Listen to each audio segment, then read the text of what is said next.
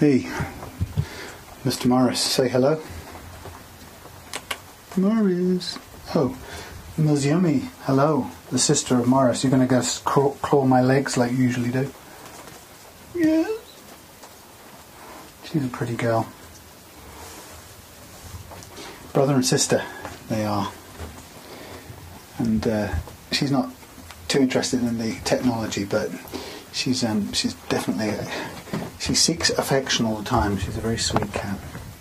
Now we've got Morris here watching ongoing things, and we have an interesting rig here. So, what's the hardest bit of this game? Well, the hardest bit on a through neck is getting this part of the neck done.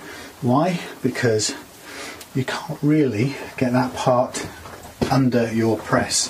Okay, so there's no way you can give that, the force it needs. Okay, so I have an interestingly made up rig which I'll sort of explain through to you what I'm doing. Okay, so first of all, I have got a backing piece on this guitar, a cardboard thing I made earlier on, and I've taped it, lightly taped it, so that this guitar, whatever I'm doing with this guitar, has got that covering the body, so I can move it around a lot without body coming into contact with the ground. So underneath that, I've got a couple of things just taped in place. Okay, and you can just see there's a couple of blocks, and they're just taped in place to provide a strong, a kind of backing, if you like. Now that backing allows me to do... Oh, Yumi's coming up. She doesn't normally come up to visit, but let's just leave this here for a sec. See if I can... Sorry. Okay, maybe you can see. So the purpose of all of this, why am I doing any of this? Well, I'm doing it because I want to be able to get a clamp into this place here, okay, and clamp down these few here, which I can't reach any other way. Once I've done those, I can then rearrange everything and feed the guitar neck into the press, which is fine. And I can support the neck with the neck support and so on, and get plenty of force. So what have I done? Here's my alternative, and it does work. It worked on that one down there. I have a block of oak which I've made that will take the caul, and I use two here. I use a slightly over size one and a slightly the normal one. So I use 9.5, which is over tight, and then I use the 12. Sorry, the other way around here. 9.5 and 12. 9.5 presses down the corners or the edges of the frets, and then the 12 presses the actual fret. It's the correct radius, so it makes sure the whole fret's sitting down there smoothly. Now, just to make this stick a little bit more, I'm going to stick a bit of tape down the side of this, because it needs a little bit of help in that slot. Only the 9.5 one does. And there you go, that's perfect. Okay, it's probably too perfect. In fact I'm going to probably struggle to get that out, but it'll stretch over time. Something here suggesting I've cut myself again, but maybe it's not me, maybe it's Morris.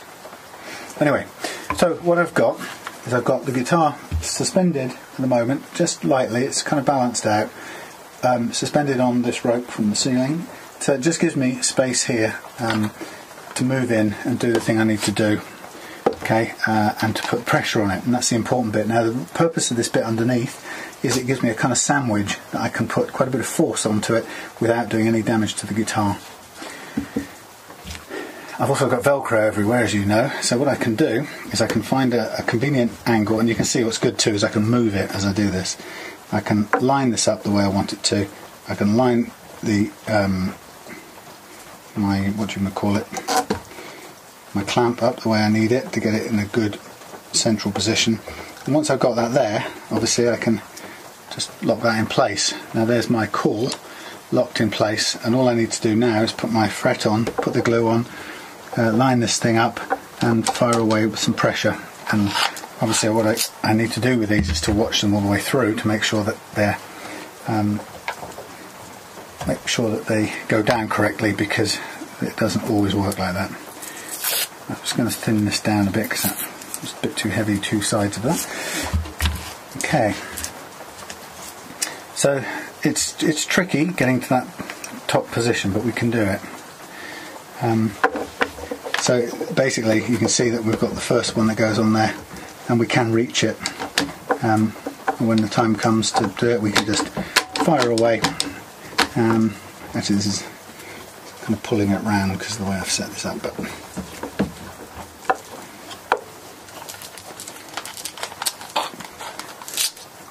if I put it on the right one, is it the best one of the lot? There's some better functioning ones. Ah, somebody's been. I hope that's not Morris who's cut himself on something. Right, I'm just going to change over these things here because that's not the best one. So I'm just going to put this down. Now once I've done these top ones and I'm sure they're in the right position, what I can then do is use the same arrangement here to clamp a 12-inch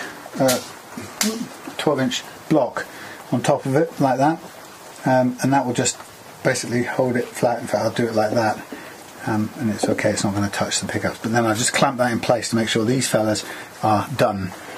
For that I will need access to all of those clamps in a hurry, and I've got some water off to the side, and I need a plastic scraper.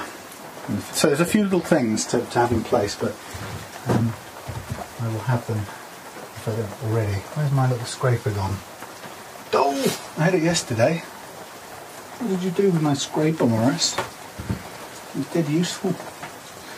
I'll put it somewhere sensible, wouldn't I have?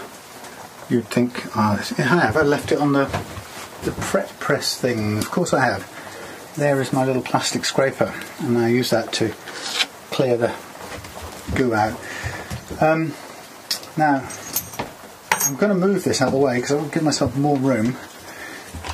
This press, I can swing it round whenever I want, and so for the time being I'm going to unhook this, or slack off this clamp over here, and find somewhere else for it a moment. Find out, Morris, that's got to move. Come on over here. Right, thank you. So I swing that round out of my way.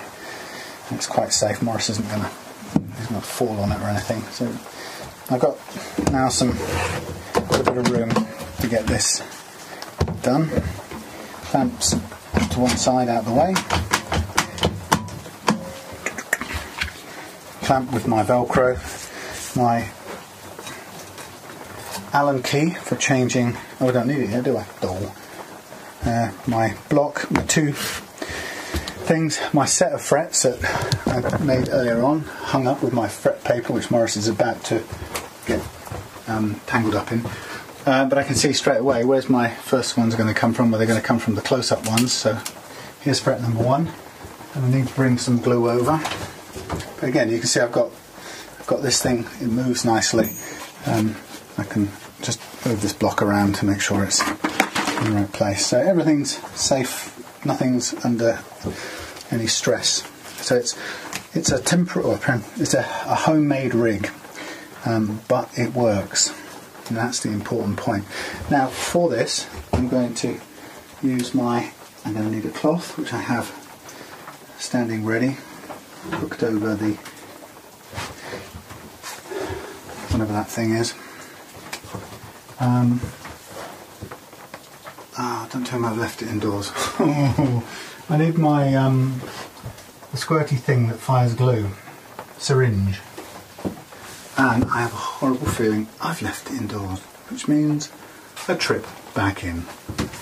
Oh, it's not in the water, is it now? I've left it in the sink on the side. I'll tell you what, you just have a nice little chat with Morris for a minute while I go and get it. Be right back, Morris. Stay there.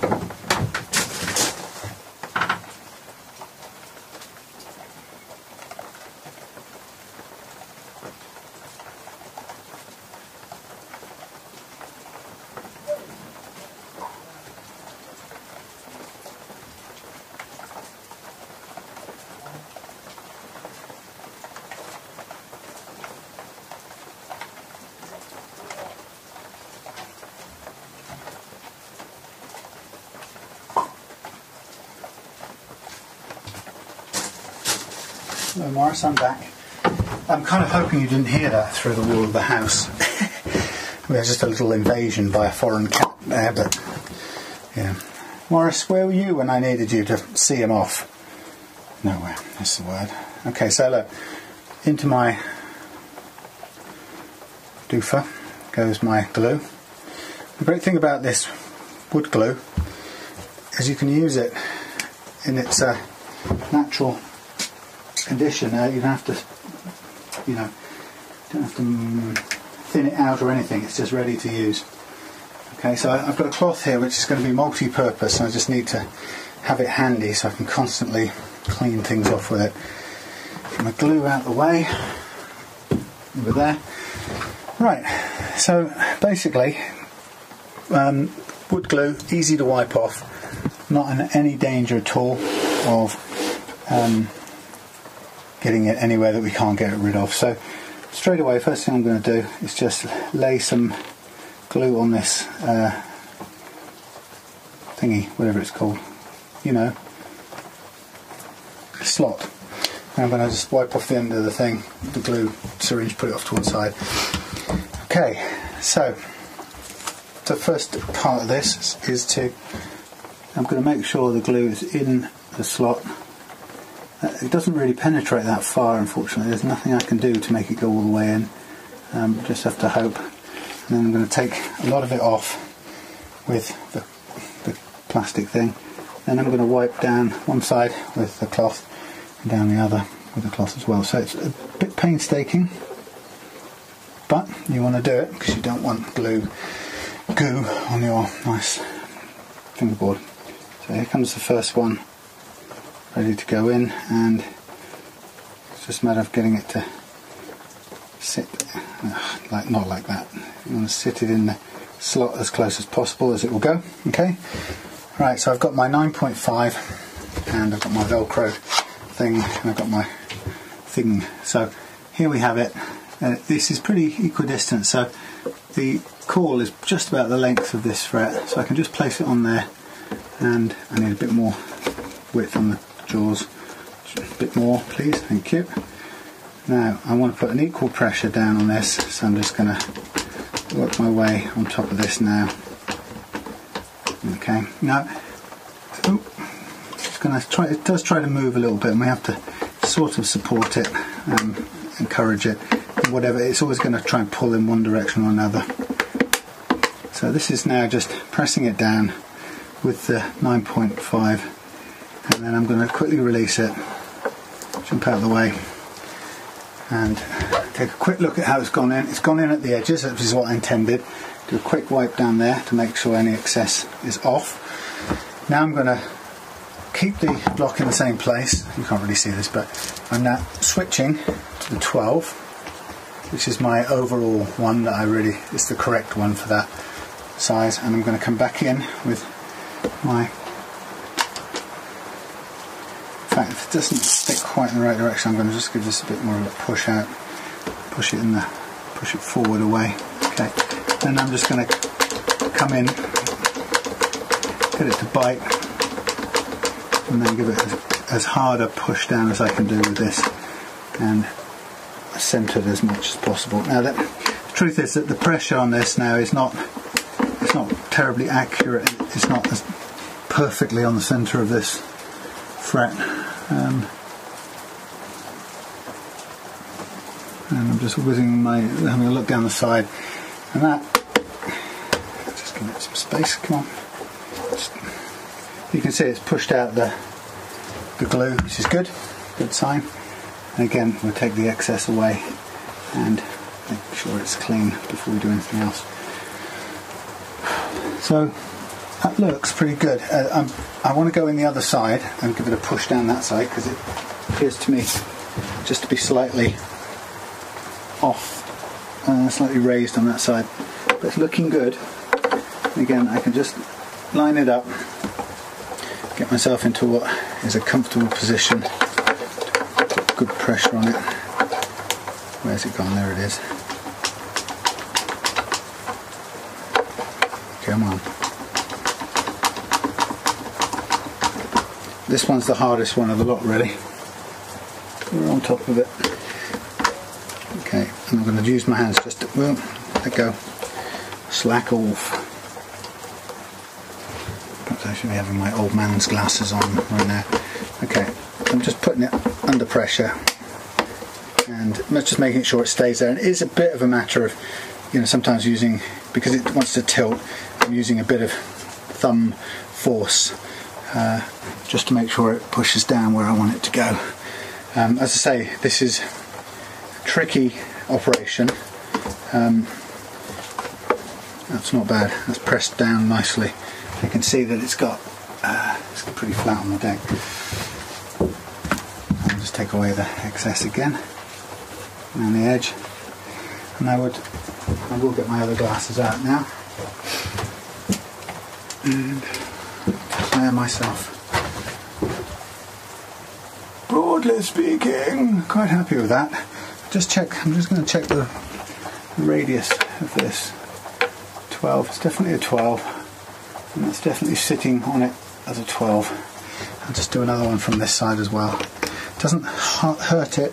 I could rush through, get all of these on, and then I think that's what I'll do. Then I'll clamp it with the 12 block. So let's just go straight to the next one.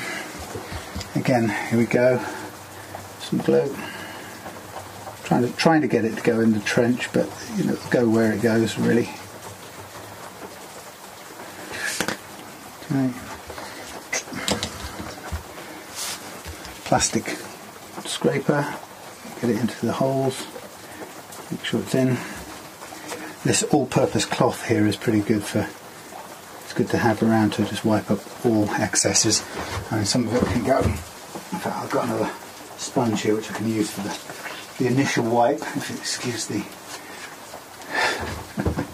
forensic nature of the description. So there's the glue. Again, come in. It's a bit fiddly because it's a very narrow fret, but I just want to wipe off that excess glue, and we'll position this one. We don't mind that it's still got a bit sticking out the side. All of them are going to have a certain amount sticking out the side.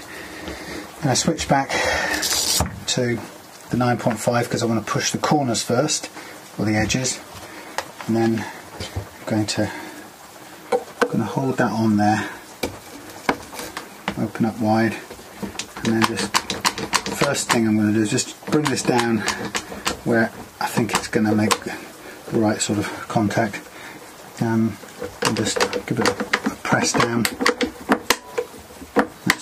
So you can see, well, you probably can't see massively well from over there. There's a good strong this is a hardwood here, supported underneath on the guitar, so it's pressing against the guitar heel, but it's through hardwood, through cardboard, so it's putting a good amount of pressure on it, which we need. Okay, it probably needs to come down the other side. Good pressure, but it's not pressing anywhere on the guitar in any negative way, because of this support that I've got going here. Didn't want to make that connection just yet. So it's fiddly, and it's a matter of I'm trying to be relatively quick without hurrying it and making a mistake. So again, nice pressure on there. I can feel it pushing nicely on the edges. Again, pressure off, move it away. Clean this bit up, and then I'm going to go with a 12 to fix it to the correct radius. So you can see how we're doing. This is obviously a technique that's been learned over a few, not too many months, but a few, well, weeks even, or a couple of months, a few months of trying and experimenting, and finding out what does and doesn't work. There we go, so we just get it making contact, and then make sure it's over the fret, lovely, and a good push down, and that's going to be enough for now. The final sort of push we can leave to the radius block, which will hopefully just secure these first few in place, which is really the important bit. So I'm switching my caul again, getting ready for the next one. Then I go do the glue.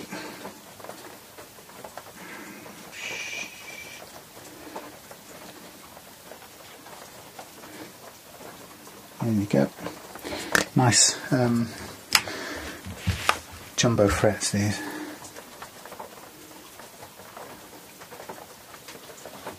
Okay, this is quite a lot of glue gone everywhere on that one. Again, we can pick up all the excess quickly, so it's never a problem. And then again, we sort of want a little bit to come underneath the head of the fret, if you like. Oh, I see we're on no battery power here, but you be careful of that. Yeah, we want a bit. It's fine to have a bit of this going underneath the head of the fret, crown of the fret, because that will help us to glue it to the deck.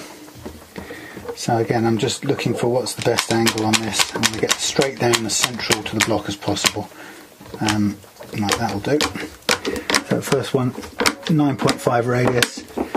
It's pushing the corners down. You can see the glue come out. Release quite quickly. Tidy up the spills and then do the 12-inch radius. I should have softened this block off. Made this just the other day in a hurry and didn't really do any fine tuning. So once we get past this curvature on the neck, then we can obviously feed it into the arbor press. Press arbor? I don't know what the correct word is, still don't. Anyway, you know, the big thing with the handle. Okay, so that's a good downward push. And pull it away. Loads of glue coming out there, which is great. It's a good sign. And we'll clean that off. So I'm going to try and get to about here, and then get the block and clamp the whole lot down and leave it for a couple of hours, because I want to get these. If I can get these satisfactorily done, then the rest will be a sort of a doddle. It's these that are the hardest, really. It also gets easier to clean up this excess once the frets widen.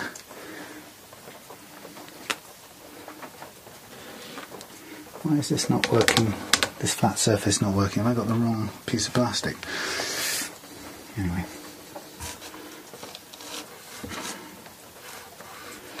Yeah, so it's a fairly, in a way, you have to go fairly quick with this, because to get them all clamped down with the 12-inch radius block requires that they're still, God, this is getting a bit stiff, they're still a little bit wet, so that they sit down a bit further.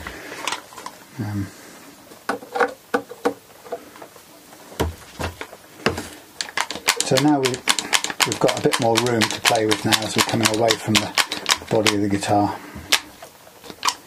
It should be easier to position it where we want it. Again, you can look underneath and see it doing its job. And again, it's a good sandwich. The pressure is very safely applied down on top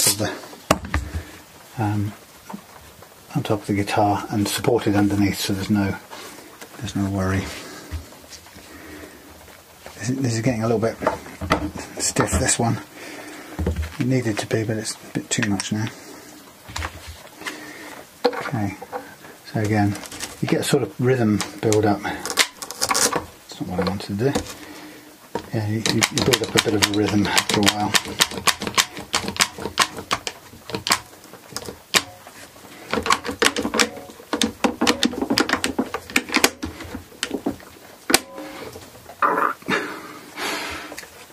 The next tricky part, as you probably have guessed without too much problem. I'm just going to go around and do this from the other side. The next tricky bit is when it comes to finishing these bits with files. They don't really. You've got to do a bit of careful masking off, and with an old lacquer like this, it's going to be quite a challenge to protect the already slightly worn out binding, really. Come on, don't.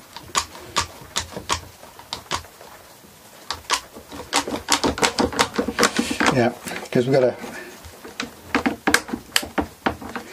have to get in there and file those down and tidy them up so that they're smooth. We can do it. It just takes a bit of doing. Okay, so I might even stop after these next two. In fact, I think I probably will. It's not quite where I wanted to get to before I clamped it, but let's have a see. They're looking pretty good, actually. Not got too much worries. Okay. So you can see the things I've got standing by, and it's just such a good idea to have them standing by, not go rushing off to try and find them when you most need them. You can't really afford them. So, for example, the wet cloths to clear up spilt or excess glue that's squeezed out, you've just got to have them to hand. There's no point sort of thinking about it as an afterthought, really. There you go. Okay, change this over again. I think I need something to help me get this out in a hurry.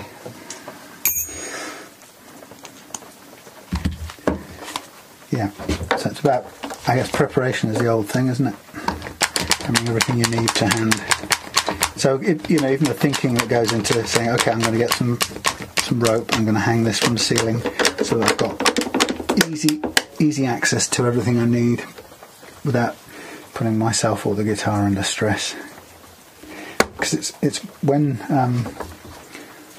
the guitar, it's when you're under pressure that you'll make a mistake and bang the guitar against something or drop it, or it'll swing, or you drop something on it. I mean, there's always, to be fair, there's always a likelihood, a chance of doing that when you're using tools. There's never a complete safeguard against it, but taking care of most of the variables, as many of the variables as you can in advance, is undoubtedly the way to take care of it. Come on, you.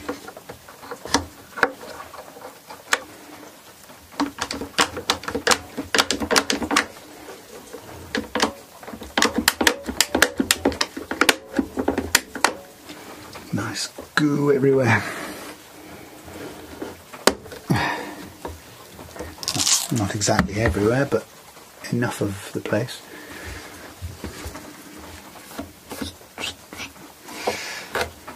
Okay, do I reckon I'll get one or two? If I'm quick, I'll get two in, and then we'll clamp, and we can put quite a bit of force on them when we clamp these few.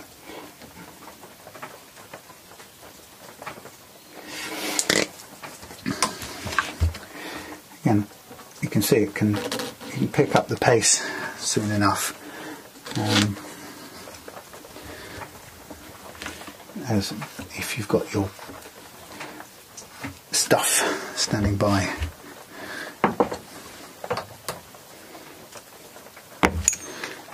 This gets to be a little production line. Oh yeah, I've got the bit with the fret. It's my little fly paper over there, it's quite cool. Trademarked, patented. I'll be selling that from the Real Love Guitars new website. You may think it looks like gaffer tape. You may think that ordinary gaffer tape from the local market will do the job, but don't be fooled. It's not the same. You need very supremely expensive special stuff. Special guitar stuff. Nearly there.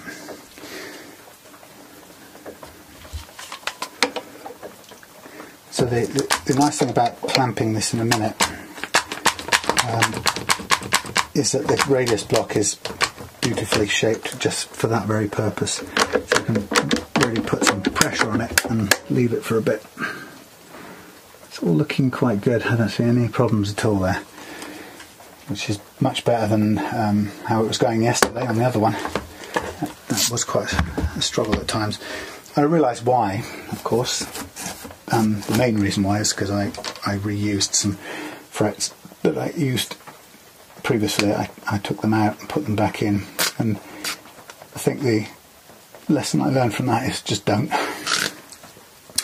Once they've been used, and once you pull them back out, they're bent out of shape.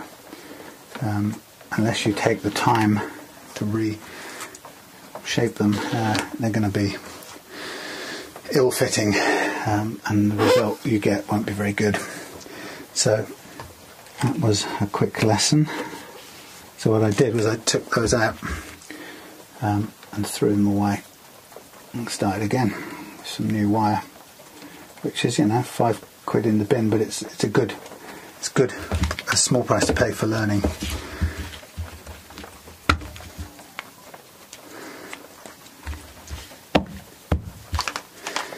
Okay, so we're moving along quite nicely. I said once we could, to be honest, we could do the whole of the neck this way, but it's probably more reliable to do it. Use the press, which is what it's designed for. That brings a slightly different challenge, which means we have to swing the press round and set it up slightly differently so that we can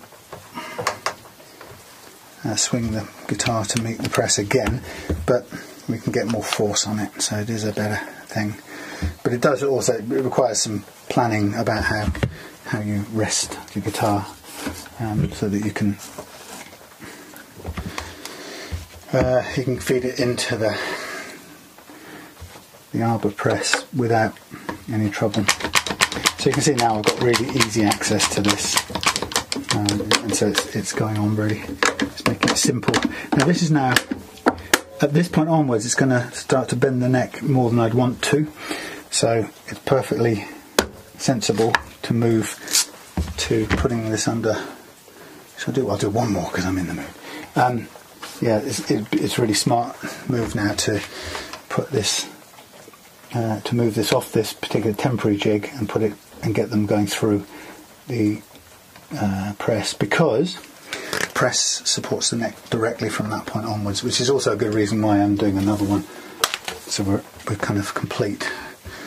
We're off the curve before we move on to putting pressure directly on it as it runs into the arbor press, or press arbor, still don't know what it's called. Anyway, so that's the logic behind this. So you can see it's going swimmingly well, which I'm pleased to report. You can also see that there's evidently some stuff hanging over the edge of all these frets, which I then have to take care of with files of various descriptions. And some of those can be done en masse, and some of it will do with individual files, working on each fret individually. Okay, let's get this off. Last squeeze with the 12 on the caul, and then we'll go to the block and pause the video. So I hope you've found that interesting. I'm sure loads of people have different ways of doing this, and there are a lot, maybe particular views on the way I've chosen to do it. It works for me. I've seen it work on the guitar I've got down there, so I know that it's going to create a nice set of frets on here. And now, having done that one, cleaning the last of the excess glue, I'm now going to get the 12-inch caul, and it's got sandpaper on it, which is fine. I'm just going to use it to hold down the frets, and it's okay with the sandpaper because, in fact I won't use that one, I'll use these two. The sandpaper is just pressing on top of the, see look, that's what's great about having this movable. I can just pull it around where I need it. The sandpaper, as I was saying, is pressing on top of the frets, but that's cool because they have to be resurfaced anyway, so it's not going to do anything to the frets. That's untoward. So I'm just going to get this, start putting this under pressure there, and then I'm going to get the other one, do it here. Now I'm going to leave it for half an hour or so. I'm going to put it under quite a bit of strain because I want that radius squeezed into it. That's pretty good. Look down here. Yep, there we go. Change my specs before we run out of batteries too. So there we have it.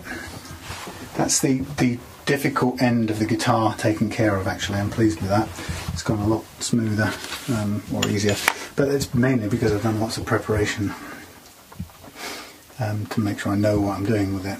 And yeah, just a tricky bit, but then we'll switch to this beastie, realign everything, and come back and do the next bit.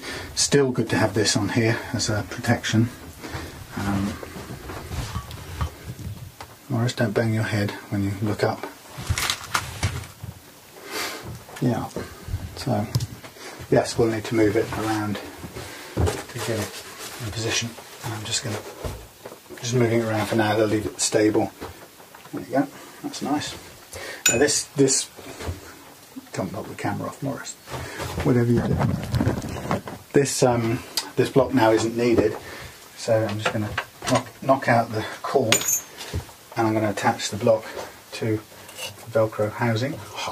On the other side lives the key, which is also attached to a bit of Velcro, and that's the key that allows me to take the caul in and out of, or the inserts in and out of the actual caul itself. So that's nice, ready and in place. Chuck this in here to give it a wash down, chuck my plastic in there, dangle the syringe off the side, so that's getting a bit of a soaking, ready for the next bit. Don't need my Velcro on the thing anymore. So the really interesting challenge now is going to come when it's time to do the acoustic guitar, which is going to require getting into the sound hole to get to the top frets. And as of this second, I have no idea how I'm going to do that. But that is not a problem, because I'll find out. I mean, it will be a matter of getting some small clamps of some kind that will go in the sound hole. And again, I'll use the same sort of approach as before, with some Velcro and that press, the caul and the inserts. But again, it's going to be a case of protecting it all so that everything about it is safe before we start. So I think time for a pizza and to take a break. So hope that was useful. You get to see me doing it and thinking it through as I do it. So thanks for sticking around. See you back after something to eat on this Saturday night over here in Devon in the UK, and it's raining.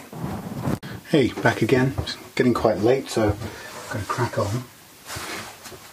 We'll also turn off the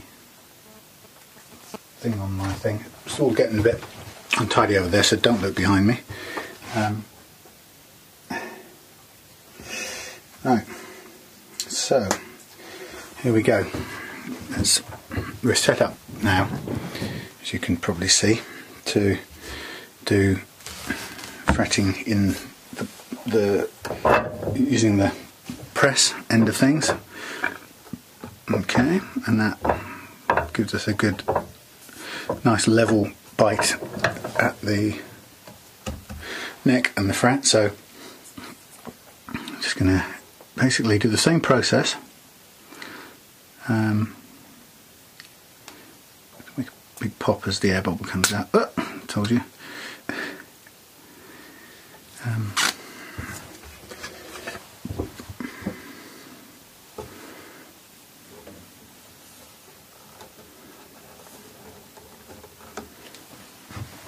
Yes, so first set up the top here are good, and I'm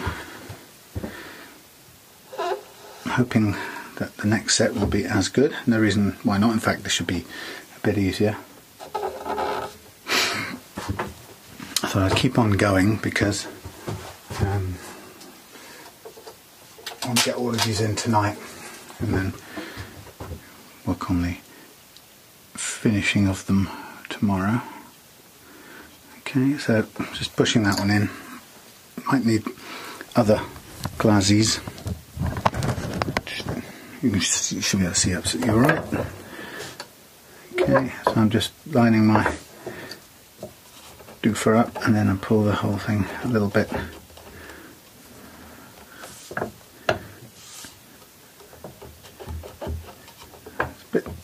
A little bit difficult to move things around, so you have to kind of shove, pull and push, but everything's set up to move.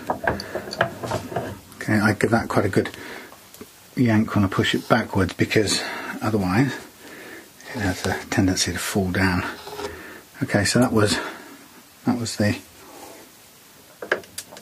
9.5, so I just released the screw, put another insert in for the 12. I'm going to give it another push down on the 12.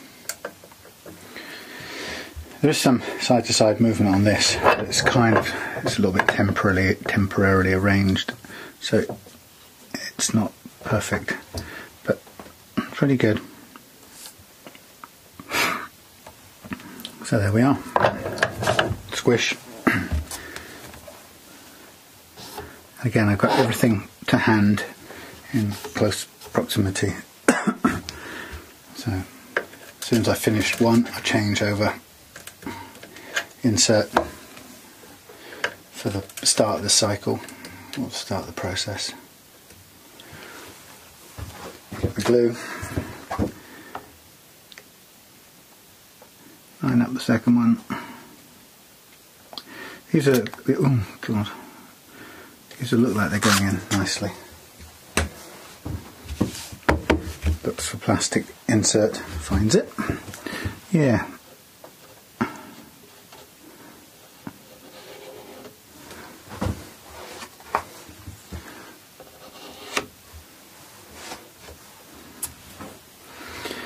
So really, I'm just getting a little strip of glue in the slot. Not a lot more. Can't really load it with any more than that, even if you want to. They seem to fit quite nicely. So again, I pull the whole lot in. Just going to sort of line the guitar neck into where it should be, and then pull the whole thing under it. And if it's off target, I can just turn the caul a little bit. Has that bit of movement. It needs a tapping and a screw putting in, but I haven't got around to doing that yet. Seems to have worked fairly well without it, although I suppose it actually would turn even less if there was a screw tapped into it. Right, that's the 9.5, switch it over.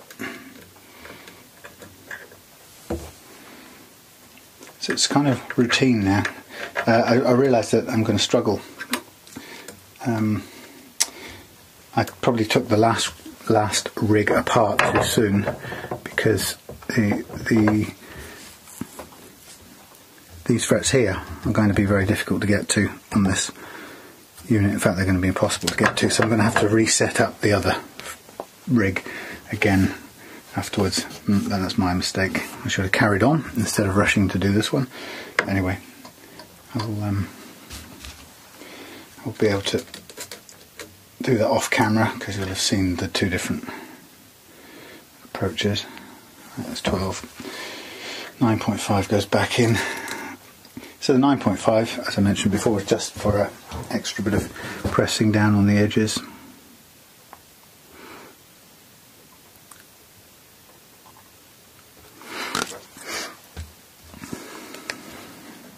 Got to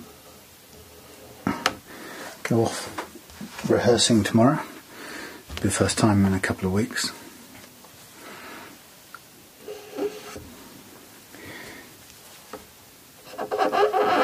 And I'm not sure if our singer is going to be able to stay with us or whether he's got to do other things, but it would be a shame really, because we just started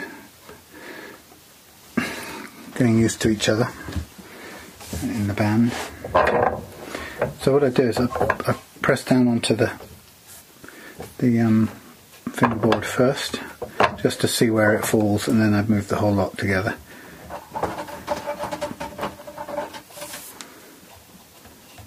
There's Morris.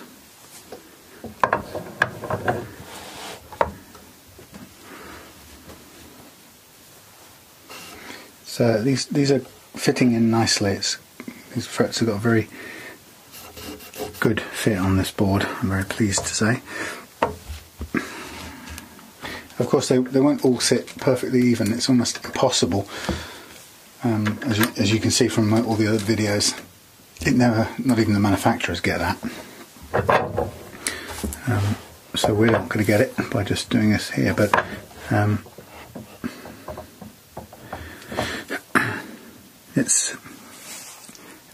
they're close enough, and then we take a little bit of the top layer off to get them into a level condition, and then in a sense the gaps that may exist underneath, which do exist underneath, aren't then don't really matter then.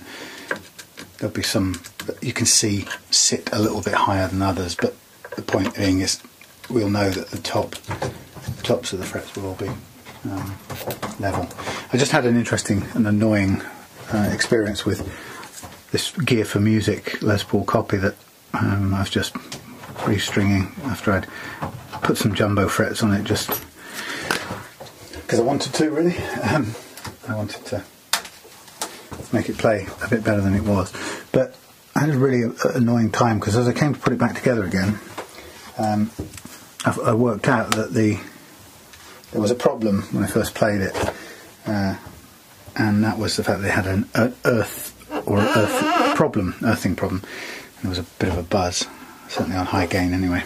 And turns out, as I figured at the time, that the connection wasn't properly made to the there wasn't an earth connection from the post, the stop bar post, through to the earth in the, what do we call it, on the tops of the thingies, pots. Sorry, I'm doing too many things at once. So I had a look at that, and what I realised, it was the most useless design possible. So that if you think about it, you've got a sort of bush that has to, or a post that has to sit inside the hole, in a drilled hole in the wood, and you need that post to have a wire soldered to it or in contact with it that goes through and attaches to the top of one of the pots inside the cavity. And the problem I've got is that the way they've done it is they've drilled the hole that connects the post hole through to the electric's cavity. They've drilled it at the very top of the post hole. So what that means is, although the wire goes through, you can poke a wire through, it's no problem. But the trouble is, it's hard to do it without, see it without actually doing it, but if it would sort of make sense if the hole was at the bottom of the post hole, because then you could imagine pushing the post in and pulling the wire out through into the cavity so that it all sits in the hole like that. But they didn't. They made the earth wire hole at the top of the post hole cavity, which means there is absolutely no way you can get the stop post in the post into the hole. There's no way you can get that post into the hole with a wire attached to it in such a way that the wire somehow comes up the side of the post and then does what it's supposed to do, which is go out through the hole, through into the electric's cavity. So it's just impossible, which is really annoying. So every time you try it, even if the wire could go up the side of the post, it's then clogging up the space because it's a very tight fit, and it's not made. It's not made to fit the. It's not made to fit the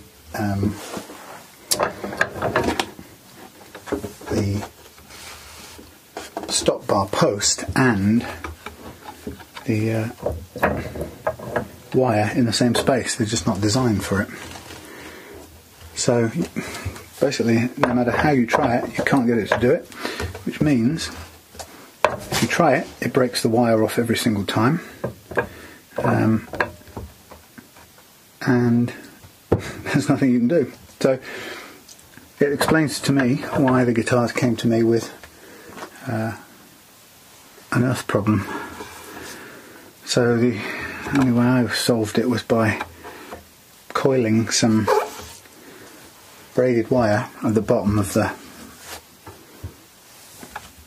cavity and pushing the post down on top of that, and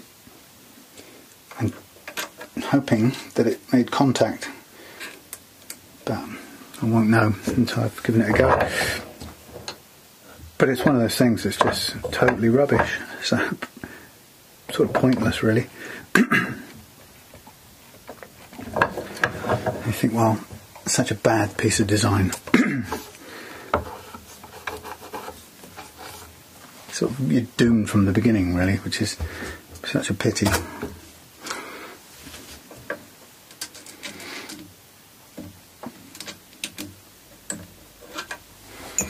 Right, so we're cruising along nicely, but as I say, we're not going to get all the way up to the top with these, sadly.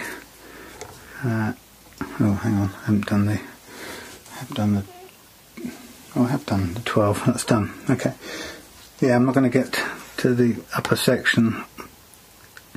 In fact, I can't really tell where it's going to run out of reach, but I guess the good part about it is I know the other rig works, so even though it's not ideal,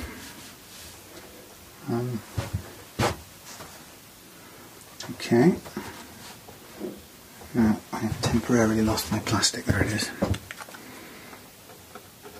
Yes, it's such a shame because I went and put some half decent tuners on that guitar, and then I just thought to myself, well, to be honest, if I can't get an earth down the side of that post, then I'm not going to try and drill all manner of other holes through the body to try and rectify it. I mean, it was a guitar, cheap guitar bought for the purpose of demoing or practicing fretting a bound neck. It's served its purpose. I guess it could just end up going in the rubbish bin, which is a shame.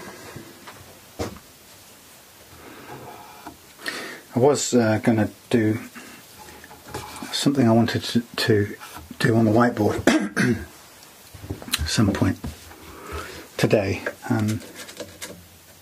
Maybe I'll have to come back to that tomorrow or another day, but it was prompted by a comment that somebody made about my fret leveling on a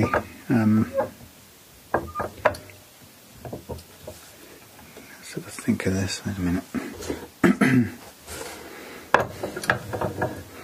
Just slightly, what are we on? Slightly over tall here, aren't we? Yes, it was a comment made by somebody on YouTube, and I'd done a fret leveling on Adam's Les Paul Jr. And sorry, I'm just looking for a little thin piece of metal. Thin piece of metal. Hold on. piece of plastic even. That might be. Let's try a thin piece of plastic. Yeah, that's enough. That's just enough to stop that curvature. Right.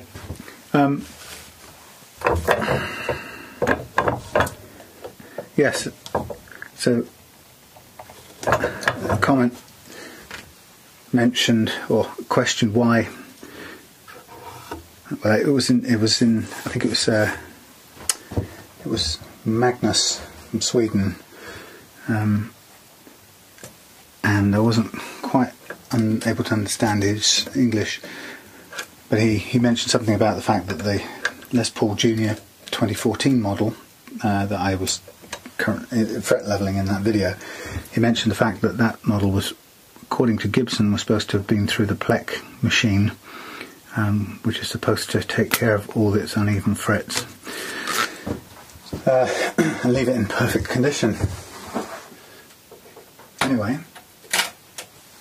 and that's got me thinking, because I'm not sure if it was the case, but it seemed that the implication of Magnus's post was that either I shouldn't be doing, I could be wrong, either I shouldn't be doing it, or that Gibson wouldn't recommend doing what I was doing. And that got me thinking about this this Plec thing, and the whole deal about what the Plec thing and the Stumac jig do. They both have in common, and that is they are all about levelling the frets. By the sound of it, I don't know because I haven't used one, but by the looks of it, it's about levelling the frets with the relief in the neck that you get when the strings are on and the guitar neck is under load. And from day one, when I started doing this, as soon as I saw, in fact, before I came across the Plec thing, it was the Stumac video I saw talking about this jig, and it was quite an expensive jig, something like $1,000 or something, $800, whatever. But and it was clear that, because I haven't seen one in the flesh, I don't know exactly what it does, but it seemed to me from the video and the Stumac ads that you put the guitar in the jig, you load it up with strings, and then the jig then kind of tracked the position, the relief in the neck that the strings sort of brought to it, and then pushed some or pulled some weights and put some pressure on the neck, so that when you took the strings off, the neck stayed in the same basic position as when it was under load with strings. So, i.e., what does that mean? Well, it means the neck clearly had some relief in it, and the amount, however much relief the strings would pull. And there's been always a lot of talk about, well, you've got to do all of this stuff in the playing position, and there's no point fret leveling unless you do it in the normal playing conditions, which of course are, on paper the argument is that the strings are under load, therefore the neck is under load, therefore you must do that if you're going to fret level. But there's something going on with all of that just, from the day I saw it, struck me as just odd. And that is, I started to work it out on paper, and just with my whiteboard or whatever, and just looking at it, because it was clear to me that doing what sort of the amateurs like myself, I suppose, recommended. I haven't been to any college, so I'm going to call myself a skilled amateur, but whatever. It seemed that what I was doing and what other people I'd seen do on YouTube, who I was copying, it was clear that produced a considerable improvement in how the guitars played, and it was clear that it levelled the frets, or took care of some of the unevenness of the frets relative to each other, and made the whole guitar play better. So, no matter whether people were saying, well, you shouldn't be doing this or you should be doing that, you know, the reality was what I was doing and what other people were doing was improving the guitar for one reason or another. Perhaps not 1,000,000,000% perfect, but better than it was, and better than most of those budget Squires were for sure. Anyway, so when the whole issue of the Stumac jig came up, and then in its turn the Plec machine thing with all the talk of levelling the frets, or it seemed to be talk of levelling the frets in a loaded position with the neck under strain, and I guess then the thing that then occurred to me, well, okay, what's the only thing that can imply? There's no other reason for doing it unless you're talking about putting the neck into a loaded state, which means you're talking about the neck having curvature in it, the relief pulled by the strings. If for example, you were talking about the neck being under load, but you removed that curvature with truss rod adjustment, and then the jig measured that new, leveled neck, then basically the jig would be reproducing a leveled neck. So it can't be that they're talking about. It must be that they're talking about a neck with relief pulled into it by virtue of the strings putting load on it. So that began a period for me of drawing on the whiteboard and trying to work out just what in the hell is the advantage of doing that, or how on earth could it work. And I have to say, a little button of mine was kicked off from the start. A little bell went off, and I get these little things that I'm sort of scared to pay attention to, because another bell goes off and says, "Don't be too arrogant. Who are you? How do you know? What makes you think ... all these big and great and good people are all doing this stuff. What makes you think the way you're doing it is going to be any better?" I'm not even going to clamp these, by the way, because they're going in perfectly as is. They don't need it. So anyway, so basically I drew it out on various versions of kind of paper and computer, and not exactly high-tech programs, but I drew kind of a couple of diagrams that I could keep sort of moving around in a little bit in the computer, and I tried to make sense of this idea that you would put the neck under load and get a small amount of curvature known as relief, and then recreate that with a jig, and then at that point you would level the frets with that curvature reproduced by the jig in your neck. And that's the bit that threw me, the idea of, hang on a minute, is somebody seriously recommending that you put relief into your neck and then you try to level frets with relief on the neck? And that means you've got frets that are, well, forget for a minute whether they're even or uneven. The point is that the frets are arranged in a very slight but very gradual curve, and then the idea is you put a sanding beam onto that, and away you go and level those frets. Well, the first thing that struck me is that if you're trying to run a sanding beam across a slightly curved neck, unless it's a short sanding beam, or a short little block, which then sort of follows the curve like a little, imagine a little trolley car going up and down. Trolley car, like what's the word? Roller coaster car, sort of going down its curve. If that was your fret leveling thing, then okay, you're leveling frets relative to each other only, and you're only ever dealing with as many frets as are underneath the thing at the time, which that makes sense. But it's not that. The rig seems to include full-length bars, leveling beams. So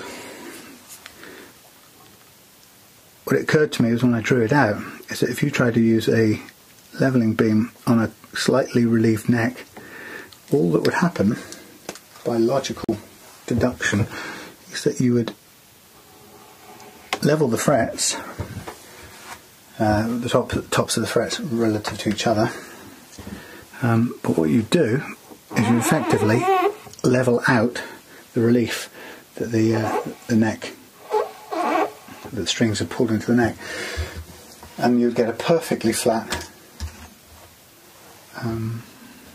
profile, or perfectly flat fretboard. But then you have to think, well, oh, wait a minute, I need some relief in here for these strings. The whole purpose of relief is for the strings to,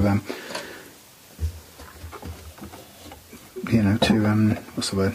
Rotate, and a bit of space for them to do that and describe that pattern they have to describe. So, problem with levelling with a relief in your neck seemed to be that you're going to level the relief out.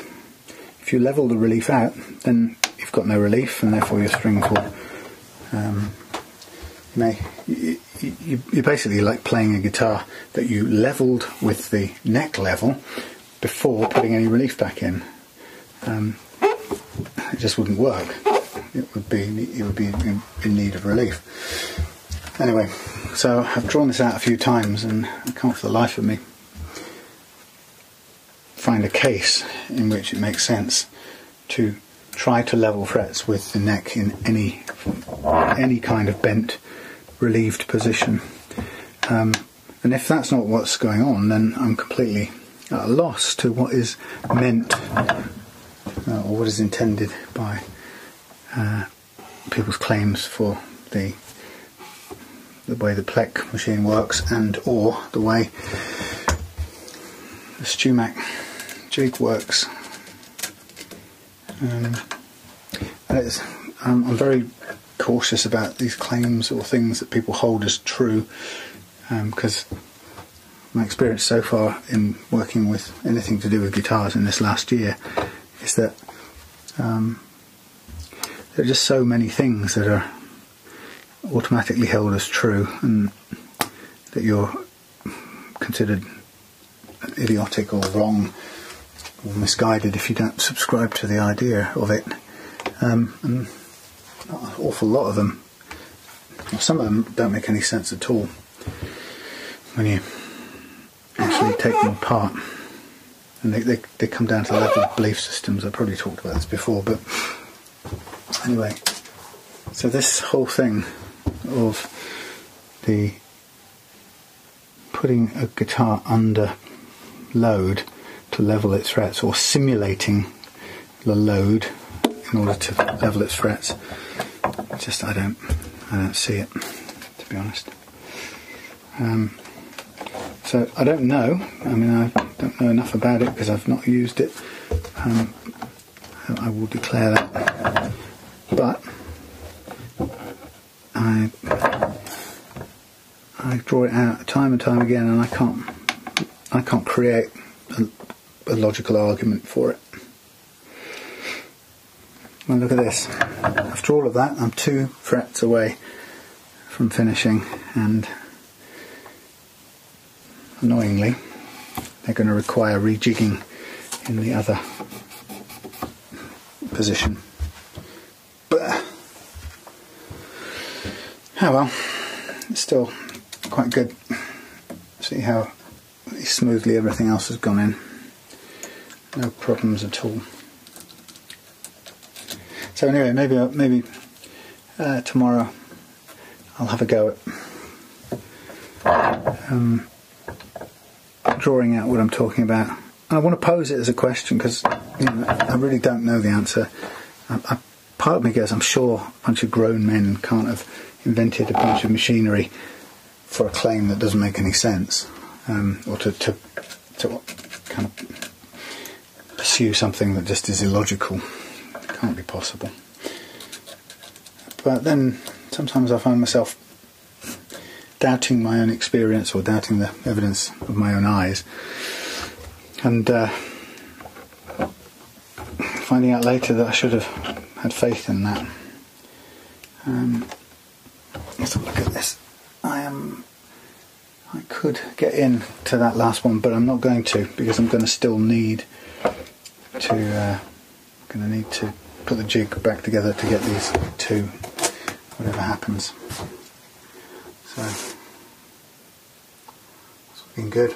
That's very, very comfortably done. So there we have it. The Electra with its almost all of its new frets in place, pressed home very, very well, including the hard to get to ones up here, which I'm now going to have to recreate that jig for that. But yeah, nice. Once we've got the frets taken care of, then it'll be a case of putting some oil on the neck and bring it back to life a bit, because it's looking dried out at the moment.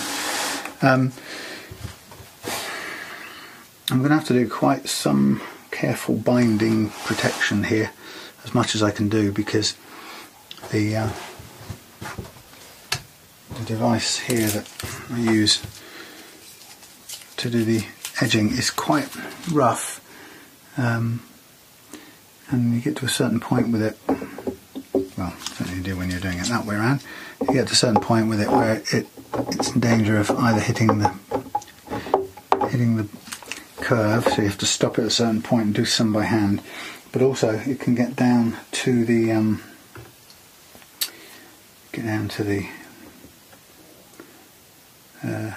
binding pretty quickly, so be very, very careful. I'm going to use low tack masking tape, and I might as well just prep that up now before I put the before I put the jig back together again to do the final two frets. I've spent a little time masking that off. I put some glue under there. I don't know how that happened. That's annoying. This hasn't touched the guitar, but how did that get under there? Right. Low tack masking tape. Where are you? There's a little bit, but not much. Okay. A bit of a hunt now. Right, save for the boredom of this. I'll come back to you. Actually, when I'm ready to start doing the edges, I won't bother showing you that jig again. But we're nearly there, and then it'll be a case of working the edges tomorrow, restringing, putting the bridge back on. No, not the bridge, tremelo. Yeah, so slow process in some ways. Quite quick to get the frets in now, but it's going to be a while to get these edges right, because it's a very old guitar. So I will see you shortly.